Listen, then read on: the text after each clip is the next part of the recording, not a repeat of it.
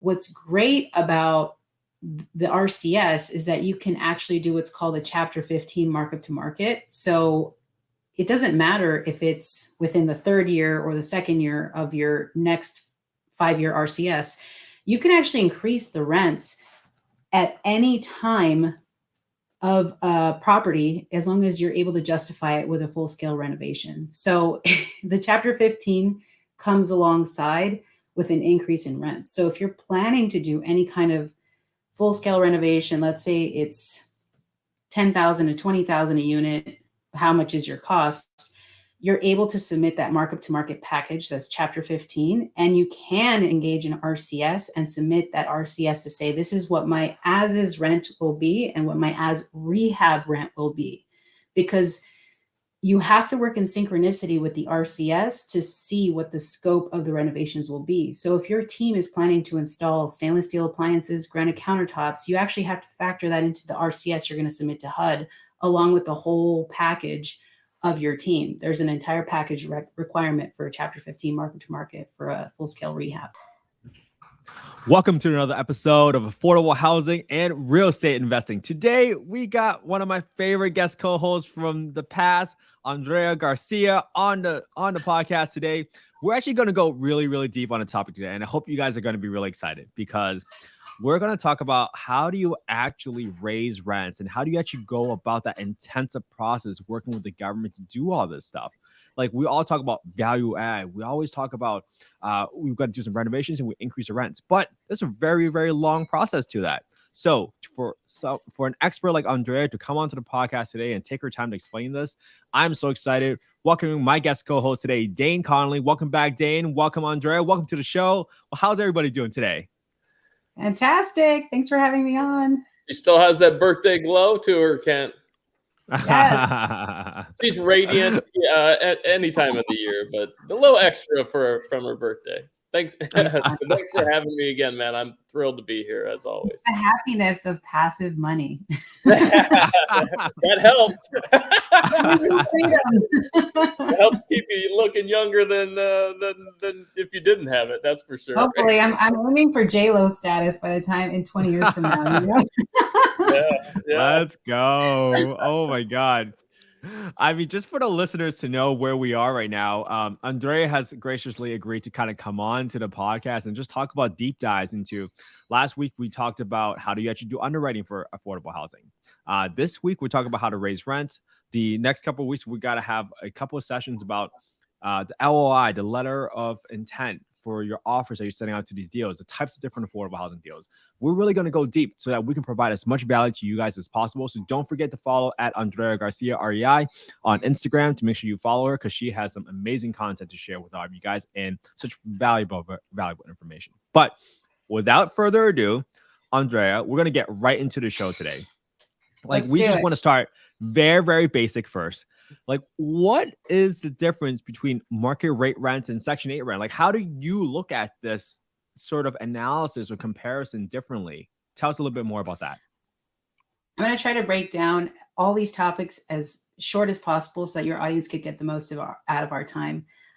So just to break it down, what's the difference between market rate versus Section 8? In market rate units, they're typically units that you would rent if you were to go to like a private landlord who sets the rents at the market rate based on the value of the market at the time. They're not subsidized, they're not discounted, basically like what a standard one bedroom would rent for in Los Angeles or Ohio, wherever you're investing in. A subsidized Section 8 household cannot rent units with the gross rent that exceeds the market rent. So we need to make sure that whenever we're doing any kind of rent increases that we're either meeting the market rent at the moment or operating at a yearly increase OCAF. So that's the biggest difference. It's just how soon we can charge the rent, but also knowing that the subsidized rent from Section 8 is going to be subsidized by the government. So usually we have to go through HUD for those types of approvals and either yearly or every 5 years whenever we're about to go through those increases. And with market rate, it's just you have to see what the rents are at, renting at the moment for the comps. Yeah, very cool. So is there, I guess once you have a property, in my case, how soon if I have a Section 8 tenant, how soon can I bring those rates up? Is that an annual thing, or you mentioned every 5 years? How exactly does that work? And kind of give a glimpse into that.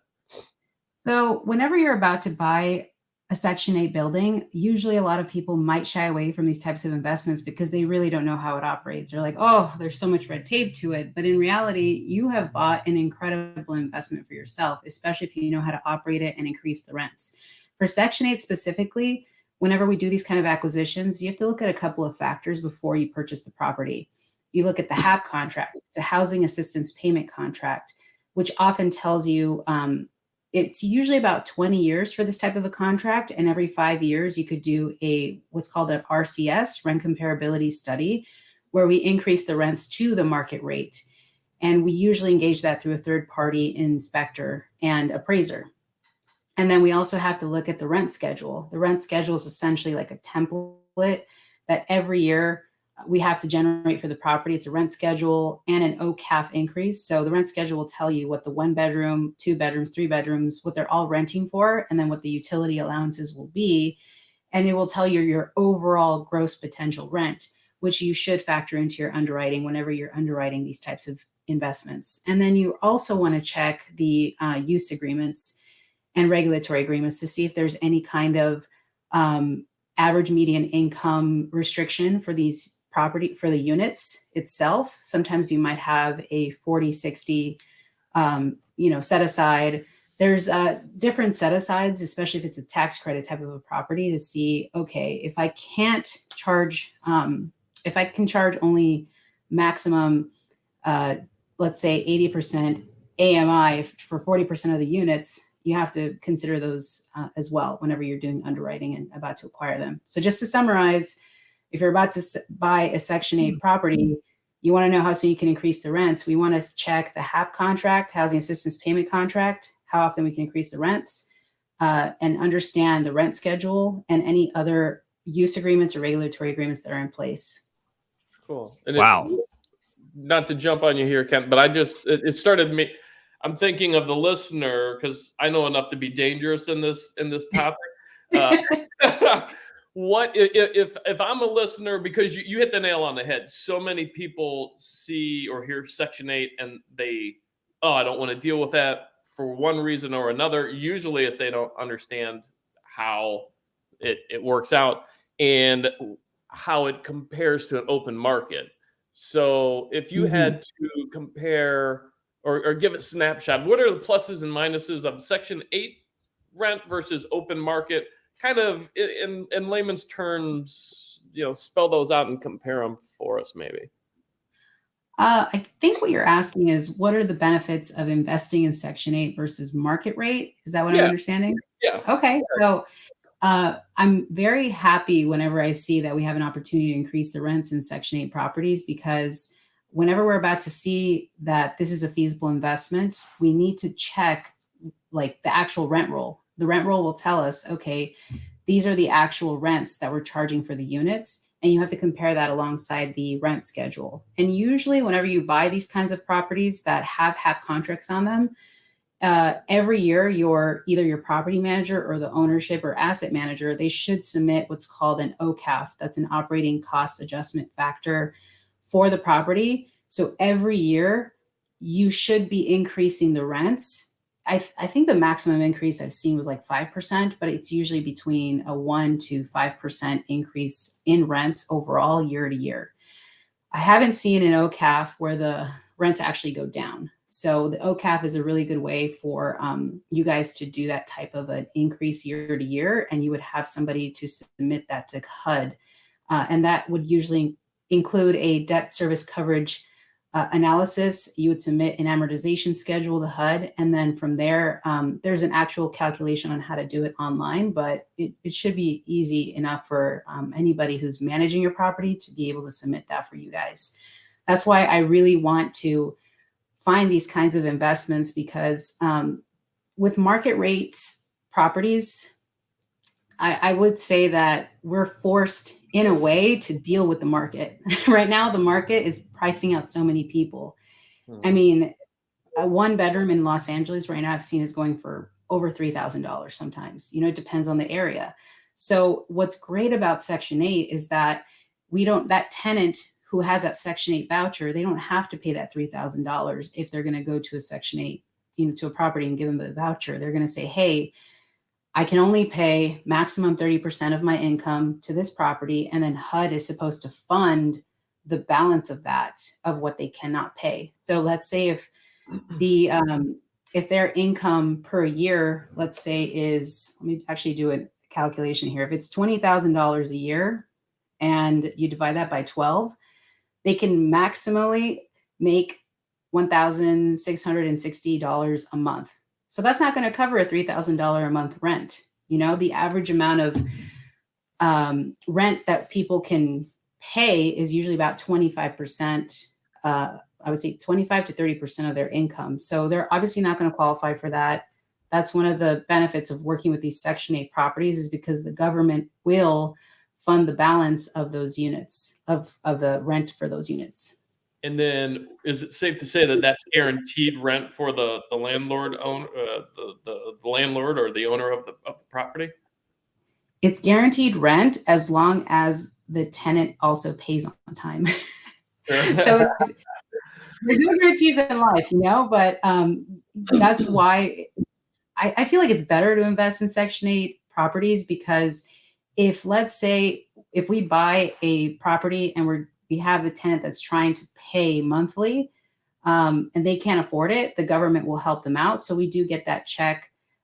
We do get that balance from the government to cover the tenant's rent. But if it's a market rate deal and the tenant lost their job, we're going through COVID, we're going through all these issues, we're not going to see rent payments for maybe 6 months sometimes, So with Section 8, at least we know that the government will provide funding, at least covering the rent and paying for our investors in that way.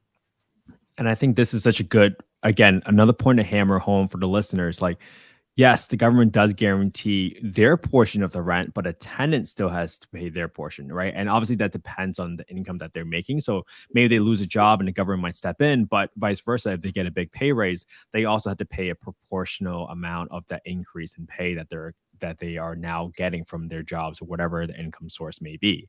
Now, you threw out a lot of acronyms there, OCAF. We talked about that operating cost adjustment factor, but even with those, you talked about a lot of different items in there, and I want to make sure that, one, we're raising rents legally, because it seems like there's a lot of criteria here, Andrea, right? So maybe there's criteria for Section 8, right. Sure, but what's the best way for the listeners to understand? Like, hey, is there a legal way to raise rent based off of a rent comparability study, based off of a tax credit property? Is it different steps involved depending on the type of property? How should listeners think about it?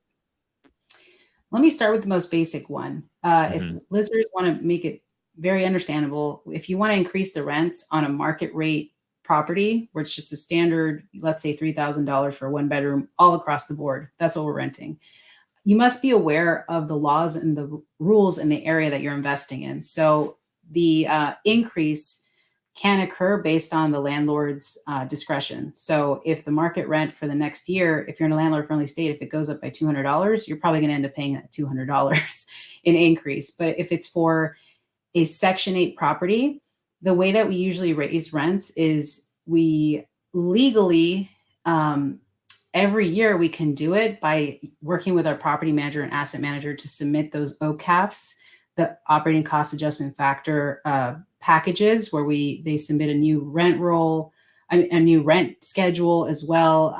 They're able to do that on your behalf. And then if you want to work on legally increasing to market rate rents, the Section 8 units, we have to do what's called the rent comparability study. And that rent comparability study is basically a tool for it's a tool HUD uses for estimating market rents for Section 8 projects that have the housing assistance payment contract attached to it. And that is usually the best way to increase rents in a Section 8 deal. So you can also increase charges as well. There's other ways to do that too. Very cool. Very cool. And you had mentioned the rent comparability study. I think I know what that is. Can you go into detail? Who does that? How often does that occur? I mean, I know the gist of it, but maybe do a little deeper dive there for us. So I would love to do like 3 hours of a deep dive into a rent comparability study, but just for a quick synopsis for your listeners. So a rent comparability study, RCS is what we call it. It's HUD's tool of estimating what market rents are and what can be listed on a rent schedule. So we have to basically ask permission. Hey, can I have a raise? And I did all my chores, as if you want to look at it in this way, to ask HUD for a rent increase every year, you want your your allowance to increase basically. So the RCS is essentially your approval, your way of showing that my property, my subject property, and how it compares to other like 5 comparables in the area. And then from there, they're able to estimate based on the rent grids what rent can be charged. So usually in an RCS, when an RCS is due for property, the HUD specialists require you to submit the following. It's a rent adjustment checklist. It's a property contract form, the rent comparability study, a utility allowance baseline. So they have to estimate the utilities, and then there might be a utility allowance factor to it.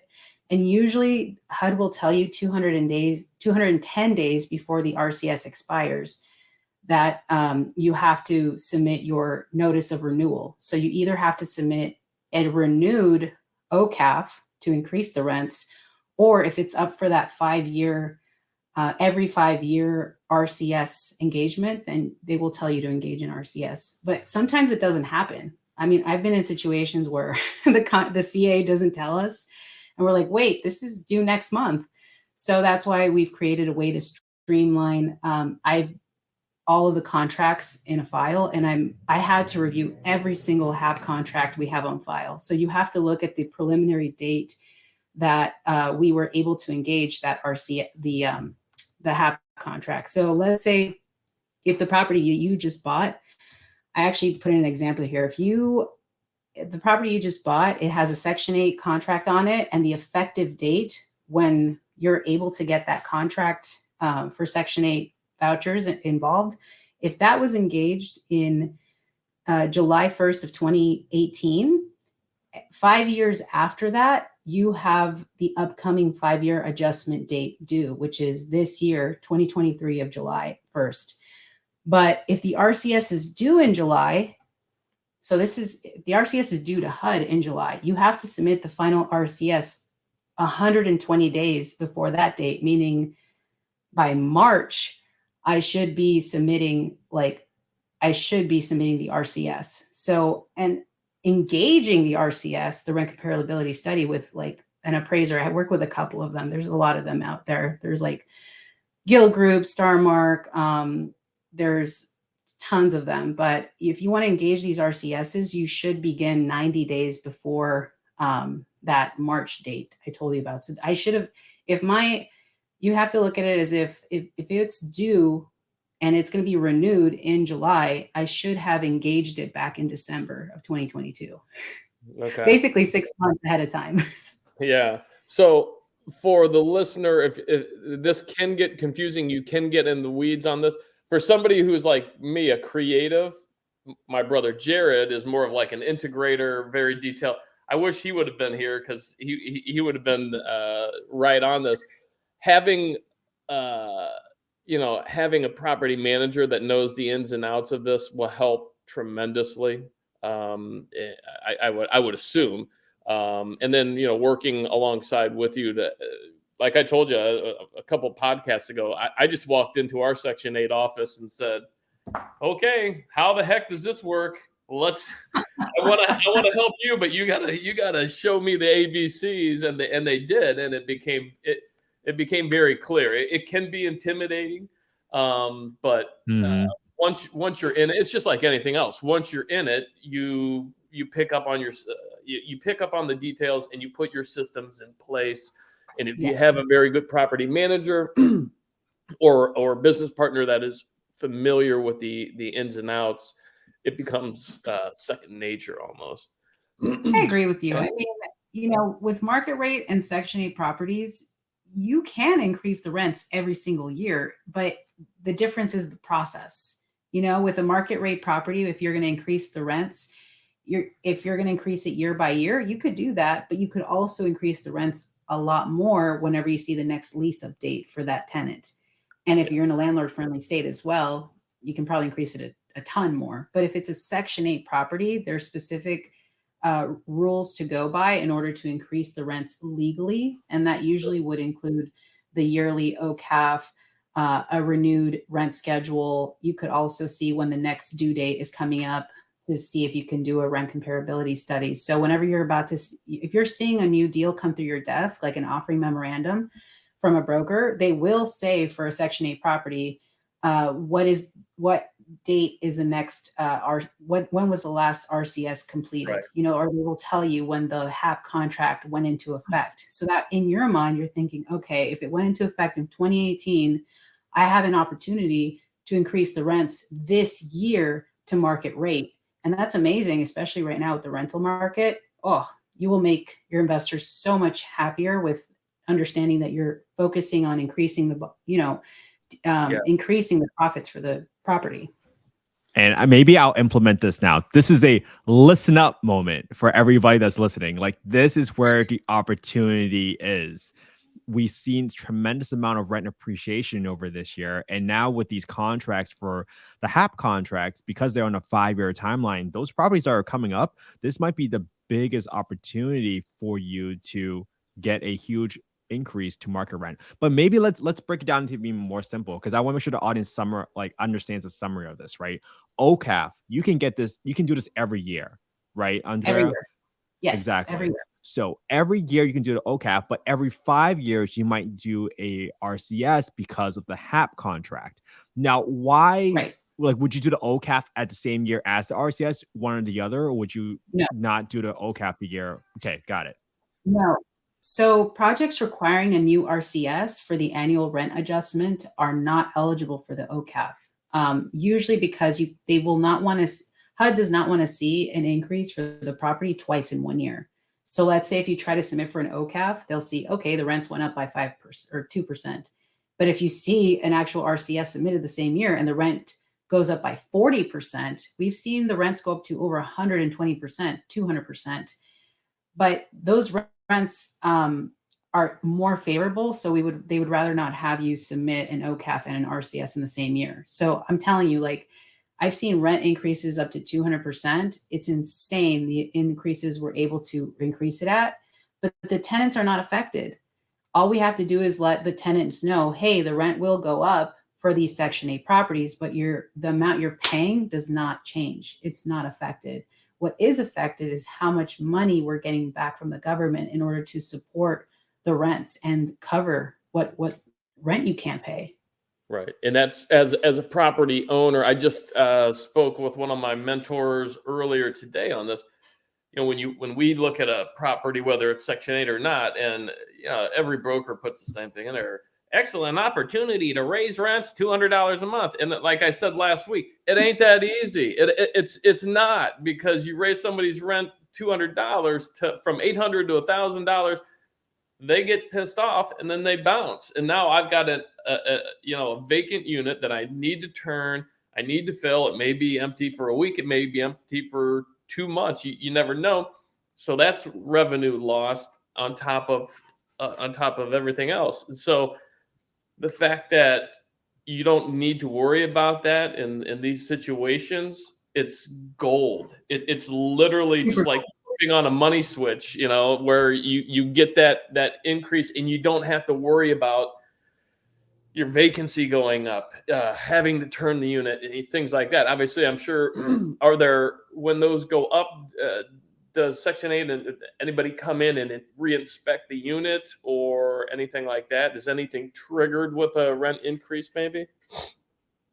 Well, anytime you're about to do a rent comparability study, usually what the RCS appraiser does is they provide you with a set of rent grids, and they usually have 5 comparables on there. So you can actually work legally with your third-party appraiser to look at these comps, and it will give you grids. It will basically tell you what is the year built, the condition, the neighborhood it's in. You will get what are called credits or debits on those. Like it's just like running any comps to any kind of a what they call an agent or appraiser. They'll say, okay, this unit does not have stainless steel appliances or granite countertops, so I guess we have to deduct that from, or give a credit to our subject property for that particular reason, because the other comp does not have that. So with the RCS, it usually will require an inspection right after you finalize the rent grids. So once you're happy with the rent grids, sometimes you can even recommend to these RCS appraisers, hey, comp number 3 and 5 are bringing down the rents, and it doesn't look like, and they're 17 miles away. We want this. Can you look to see if this property might be more feasible? So you can actually recommend comps to these RCS appraisers, and it is their duty to justify the rents, and they have to work with you. Like if you work with somebody, an RCS appraiser that doesn't want to have any of your feedback, don't work with them. Like this is your responsibility as an investor, as a Section 8 investor, to be able to increase and optimize the rents as much as you can. So that's why you have to work with these RCS appraisers to be able to increase those rents and give them kind of recommendations of comps they can and can't use sometimes. And they will, after those grids are finalized, they will engage in inspection. They usually inspect maybe one of each bedroom type in the common areas and the electrical rooms. So they just want to inspect it just for assurance purposes that what they listed on the report is actually what's stated on there. Okay. Well, so they're not going through each unit then. That was my question, is like, oh my gosh, No. if you have a 50 unit property, wow. Okay. Well, that's good to know. It's one of each bedroom type. Yeah. Okay. Usually one to two of each bedroom type. And you have to, with Section 8 tenants, you have to provide them with a 24 or 48 hour notice, depending on the state. I think nowadays 48 hours, but it just depends on how flexible your property management team is and the tenants are. I guess like when you just mentioned that you can pick one of each bedroom type, right? Because we all know about you got to do value add, you got to renovate the property to justify the new increased rents. Do you show the RCS third party appraiser like, hey, here's how many units that we have not renovated yet, and here's how many properties we have renovated, and they'll see one of each? Like, does that type of conversation happen with the RCS appraiser? It does.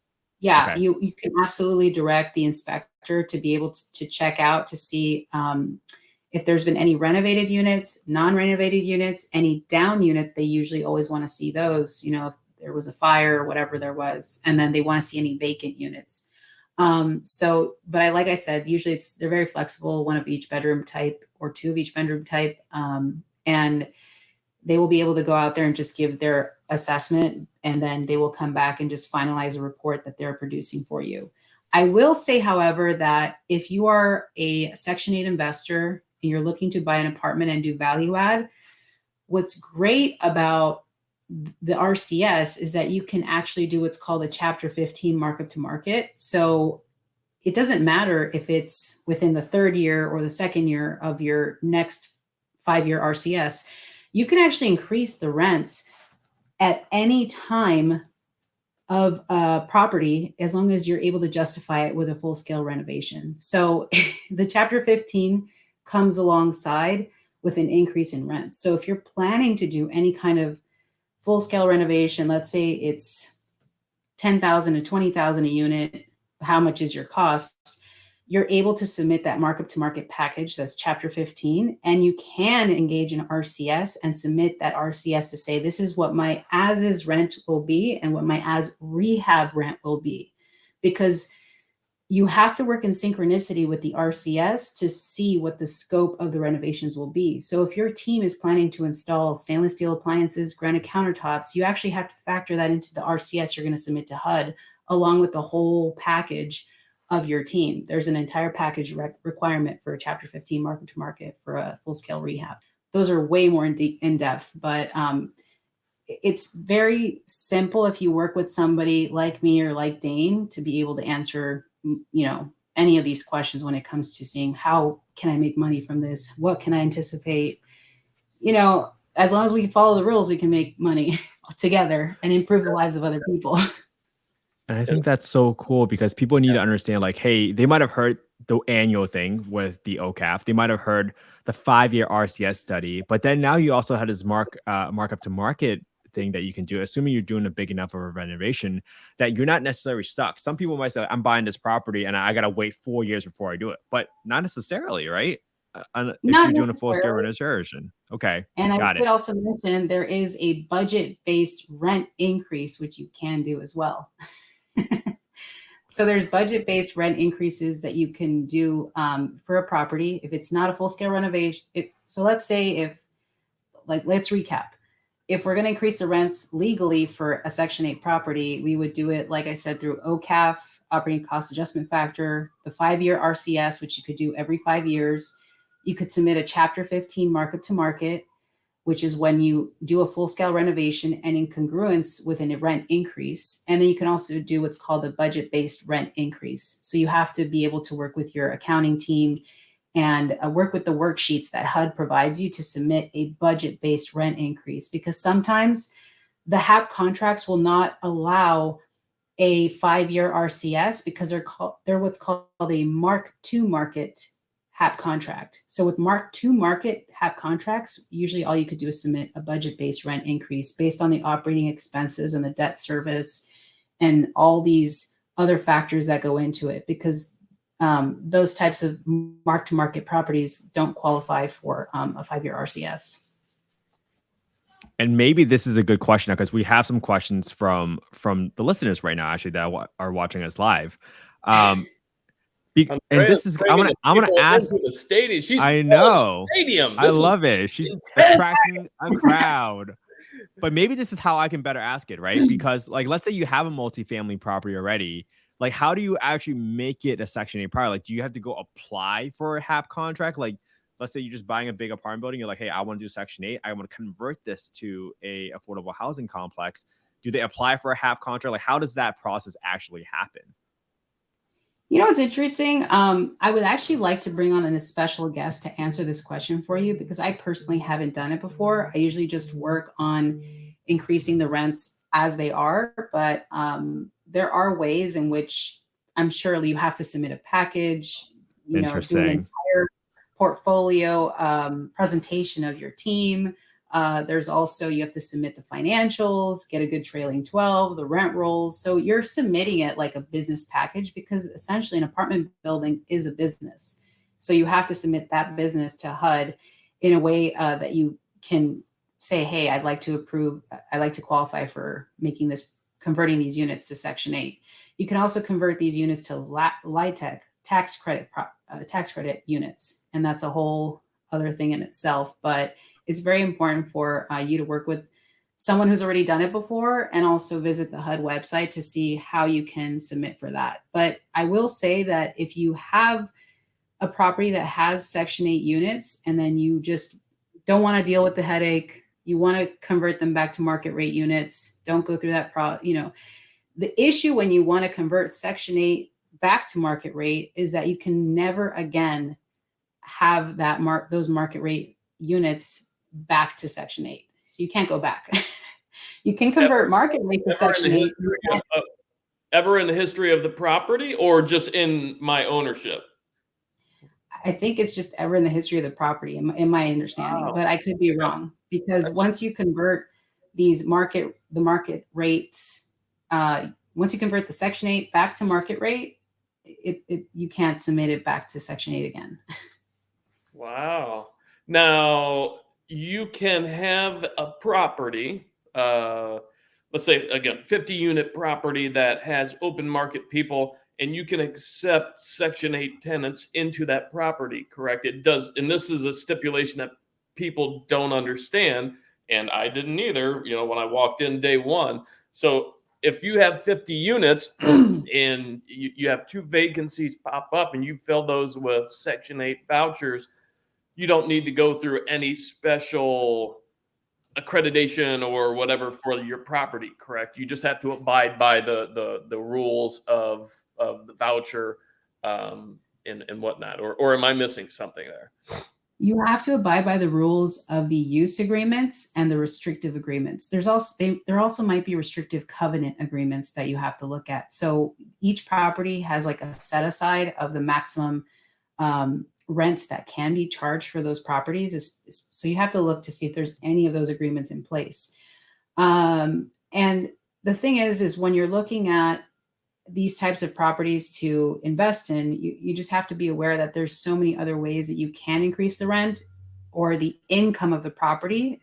For Section 8, I know that we can increase the rents usually by listing on the rent schedule. You can increase the cable, the fees for cable, the fees for satellite TV. There's additional appliances and additional parking spaces. But if it's utilities, those are already usually listed on the rent schedule. Yeah. You just stole my next question. I'm like a kid. You just gave me a lollipop. I want more candy. I'm like, more candy. How do I make more money? How do I make more money?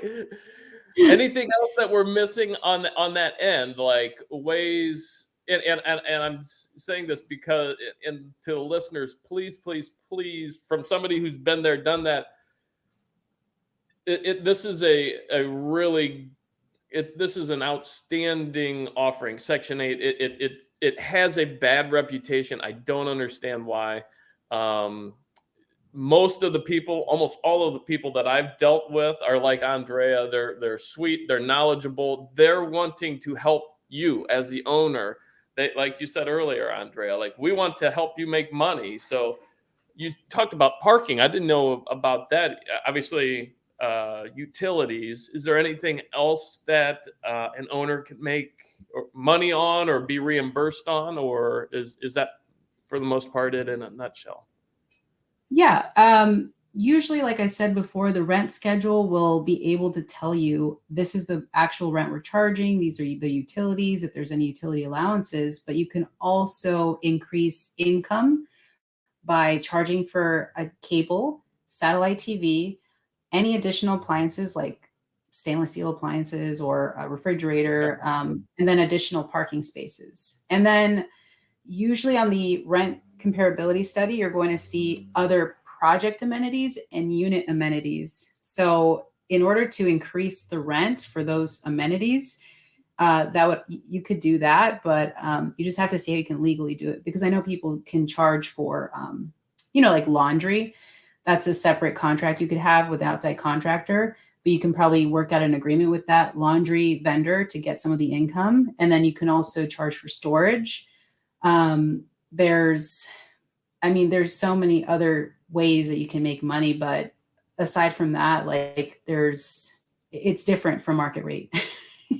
It's very different because you can't really go overstep and gouge the tenant in Section 8 units for way more money than you should versus what you can do in market rate units. But the drawback with market rate units, like you said, is that maybe this tenant loses their job and I will not get paid on this unit for 6 months or longer.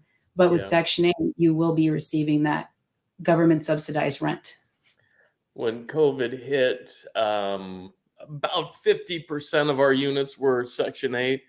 And a lot of my colleagues were freaking out because people weren't paying rents. And Jared and I kind of were able to sit back and breathe and be like, hey, we know that at least 50% of our tenants are paying and it's guaranteed. I'm like, hey, this is not a bad thing at all. I know. Feeling, right? Where you feel like you can give back to these Section 8 tenants who are low income and then still not gouge them for rent, but also make your investors money because that check is, from the government's coming in and they're able to cover that part of the rent that a typical market rate tenant might not be able to pay in this economic environment. Yeah, for sure. Well, Andrea, you have shared so many gems again today, and you summarized it almost beautifully with all the different ways that we can increase rent. So I can't thank you enough on behalf of the listeners today. I know we're going to want to have you come back on and do some more deep dives on different types of affordable housing deals. Like we talked about low-income housing tax credit properties today. We definitely need to have a conversation about that. For the listeners today, if you are ever interested in learning more about these different topics that we talked about today, please follow at Andrea Garcia, REI on Instagram. And please subscribe to our YouTube channel at youtube.com/@Kent_he, because we're actually thinking about having Andrea come on and actually walk through our HAP contract, go through an RCS study, so you guys can actually see what does it look and feel like. So you guys From can the ownership actually side. feel from the ownership side. Yes. Man, girl. Yeah. So you're gonna hear it's From just the ownership ton side, more information. it's so important to understand, coming from the owner, how important that these reports are. You know, I'm an owner of over 1,700 units across the country, and they're all predominantly Section 8. So the only way to really make sure that my investors are taken care of is by being able to optimize the rents, understanding what are the limitations in rent increases, and how we can be able to mitigate or manage the expenses, you know? So I work in underwriting. I love what I do, especially when it comes to renovating a unit and seeing the A-class quality you can provide to a low-income person. You know, it brings tears to their eyes. They love it. But we need to be able to protect the investor whenever we're doing these renovations. And that's, like I mentioned before, Chapter 15 market to market. So there's ways on how we can look after our investors and be able to make money together. For sure. And that's the thing that I love about it is most people in Section 8 get that. They get that we're not here to lose money, and they want to work with you people, listeners. They want to work with you, work with them, and it can be a beautiful partnership for sure. Yes, absolutely. Awesome. Well, we're gonna wrap this episode up. This has been an just jam-packed episode. So thank you so much again, Andrea, for coming on. We so appreciate your time.